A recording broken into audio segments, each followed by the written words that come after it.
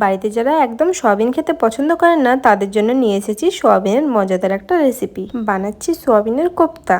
এই রেসিপি বানানোর জন্য প্রথমে নিতে হবে 1 প্যাকেট সয়াবিন। সয়াবিনটাকে একটা বাটিতে ঢেলে গরম জলে বেশ কিছুক্ষণ ভিজিয়ে রাখবো। এরপর সয়াবিনগুলো ফুলে দ্বিগুণ হয়ে গেলে জলটা ভালো করে নিংড়ে নিলাম। জলটা কিন্তু একদম ভালো করে চিপে নিংড়ে নিতে হবে। তারপর একটা মিক্সিং জার নিয়ে সয়াবিনগুলো দিয়ে ভালো করে পেস্ট করে নেব। এখানে একদম মিহি করে পেস্ট করে নিয়েছি। তারপর আদা লঙ্কা কিশমিশ কুচি, জিরে, গরম মশলা গুঁড়ো, বেসন আর স্বাদ মতো লবণ দিয়ে ভালো করে মেখে নিতে হবে।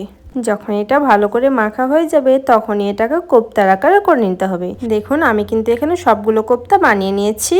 আপনারা কিন্তু এইভাবে কোপ্তার আকার করে নেবেন। তারপর কড়াই নিয়ে নিচ্ছি পরিমাণ মতো তেল কোপ্তাগুলোকে ভাজার জন্যে।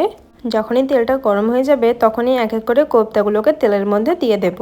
তারপর ভালো করে উল্টে পাল্টে এপিট ওপিট লাল লাল করে ভেজে নেব। এক পাশটা একদম লাল করে ভাজা হয়ে গেছে, এবার উল্টে দিচ্ছি উল্টো পাশটাও ভাজার জন্যে। দেখুন একদম সুন্দর করে লাল লাল করে ভাজা হয়ে গেছে। এবার একটা প্লেটে তুলে রেখে দিচ্ছি একটা সাইডে। তারপর ওই একই তেলে ফোড়নে দিয়ে দিচ্ছি জিরে, তেজপাতা, শুকনো লঙ্কা আর দিচ্ছি গোটা গরম মশলা।